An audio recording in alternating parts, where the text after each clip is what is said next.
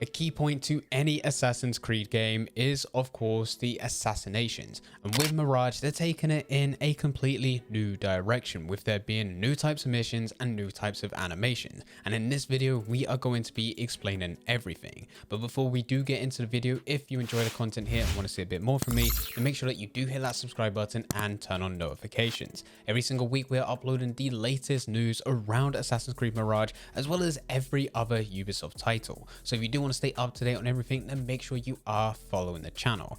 And getting back to Assassinations within Mirage, there is very limited information out there based on Mirage. We do have the reveal trailer and that's about it. There is no gameplay footage, but Ubisoft have done many interviews since then talking about what the Mirage gameplay is going to be like, as well as there's also been a few leaks as well as rumors, which we will cover. So the assassination missions within Assassin's Creed Mirage are going to be very similar to what we had back in Assassin's Creed Unity. These will be called black box missions, or that's what they're called so far. The idea with these missions is that you can just be let free into a designated area, and that's where you'll complete certain optional tasks to build up and even assassinate a target. These optional tasks will vary depending on the approach that you want to take. And there will be multiple approaches. If you want to, you can just go straight in, run all the way up to your target and just kill them and run away. That will suit some players, whereas others,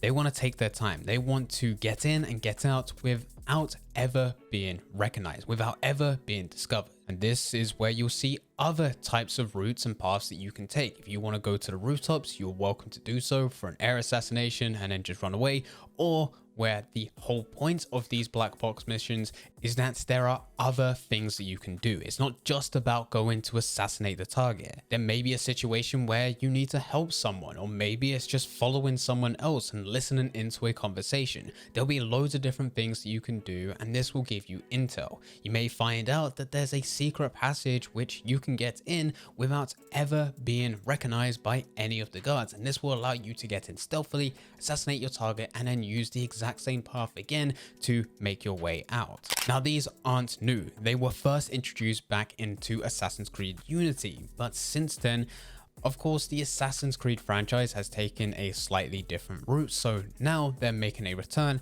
and as they are making a return, they've been built up more, so there will be even more options. Now, how Basim can actually enter into these assassination contracts, we're not 100% sure. It hasn't been cleared up whether or not this is some side activity that you can do, or whether or not this is part of the main story missions, or maybe a mix of both. We do know, however, that according to Eurogamer, these will start with the assassin bureaus, which can be found all over Baghdad. Now, this was a big thing within Assassin's Creed 1 and also Origins, where you would need to discover an assassin bureau and then you can start missions from it. Assassin's bureaus were included within Valhalla, but they were only needed to retrieve intel for Hytham so that you can actually progress through the Hidden One saga.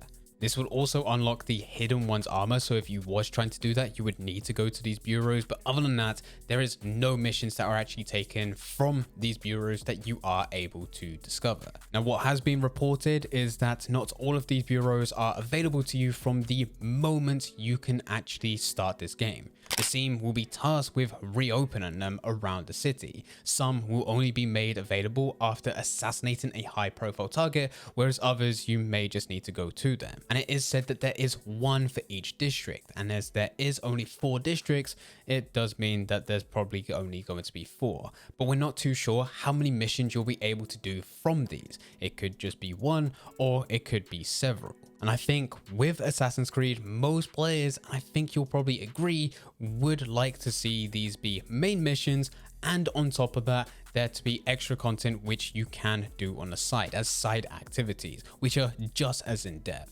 But with this information, this is the part which is very speculative and unclear. I've read many articles, some saying that they are main missions, others saying it's side content, and others saying that it is a bit of both. I would like it to be the latter of the three, but as of right now, that's the only thing that we know about these. We will need to wait for Ubisoft later to reveal more information for this to be confirmed. Now, because of the layout of these black box missions, it's likely with gameplay there are going to be some differences. Of course, Basim will need to find and interact with different clues to get intel, as well as there being other people that he could potentially interact with, which will give him certain quests, small quests for him to find keys or do something very in particular. And for all of that to happen and for you to easily keep track of it, I would also imagine with these, they're probably going to bring in a new type of quest board, which will help you track your progress to what you're currently doing. Ubisoft have said that the core loop is identifying, hunting, and eliminating a target and then vanishing. And this is the gameplay which you should expect from pretty much most assassins, but yet again, of course, it's going to fit into these black box missions. And with how much Ubisoft are trying to push parkour and stealth, it's likely these are going to play a massive factor, probably more of a factor in Mirage than what we've seen from recent Assassin's Creeds. And I'm also sure with these, it can also unlock more paths depending on how you've upgraded Basim. Now, what do I mean by this? Well, it has also been confirmed by Ubisoft that there is a massive improvement to Assassinations. There will be all new animations across the board for you to assassinate your targets, which is definitely a good thing. One that's already been highlighted is the ability to hit multiple targets at once, with this also being upgradable. Right to the beginning of Basim's journey, you will only be able to assassinate 2 enemies at the exact same time. This most likely being the air assassinations that we all know and love, being able to jump down on 2 enemies at the exact same time to put a hidden blade into both of them. But as Basim progresses through his journey, this is said to be upgradable, so it's not just you doing an air assassination, but it may be the case of you air assassinating 2 enemies, getting up, taking their weapons, throwing them at another 2, and then close by being able to use throwing knives or even traps which are available. It hasn't been revealed how many enemies that you can take down at once, but I like to think that it should be at least 5. And what makes me think that is that at some point this is supposed to be a overpowered mechanic, which I know sounds ridiculous to say at this point, but the reason I say that is because this isn't an ability that you can use whenever because it's rechargeable, and I only see Ubisoft doing this as a way to stop people abusing it constantly because it ends up killing everyone with ease in the streets of Baghdad. Now, this is just my personal opinion, but I do think it being at least 5 is definitely worth it. Anything more than that, even better, but at the bare minimum, it should be at least 5. Now, this isn't the only ability that you can improve. There's also the ability to improve your weapons as well as traps. Now, how much you can improve them by, yet again, we're not sure. But of course, this definitely helps with assassinating no matter how you can upgrade them. It gives a different approach depending what you're actually able to do with that weapon. Now, the last thing that I want to say for this video when talking about Assassinations is that originally Mirage was going to be an expansion for Valhalla, and then after many concepts and plans, Ubisoft realized that it was better fitted to be a standalone game.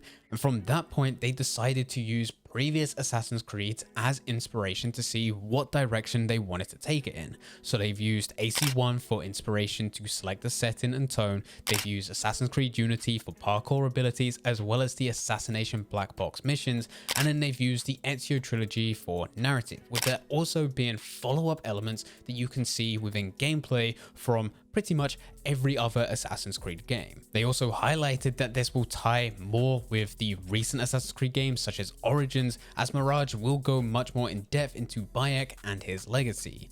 Now, the reason why I'm bringing all of this up in an assassination video is because I think it's important to see the inspiration for developers, what they've looked at in previous titles and how that's helped influence Mirage. So for gameplay, really you need to think about Assassin's Creed 1 mixed with Assassin's Creed Unity mixed with the Ezio trilogy, and that's what it's going to be. Now, with what has been revealed about the Assassination black box missions, there are a few fans which are excited to see how this can turn out, and there's even been some that are hoping that there will be loads to go through. Now, we don't know how many there is, but whatever there is available within the game once it's published, that's all there'll ever be. Reason I say this is because there are no DLC expansions planned for Mirage. It's been confirmed that the main story length for the game is 15 to 20 hours long, with there also being additional content on the side, but whatever is released will not be more. There will never be more than that. Ubisoft, of course, will push bug fixes and a few updates here or there just to make the game run smoother,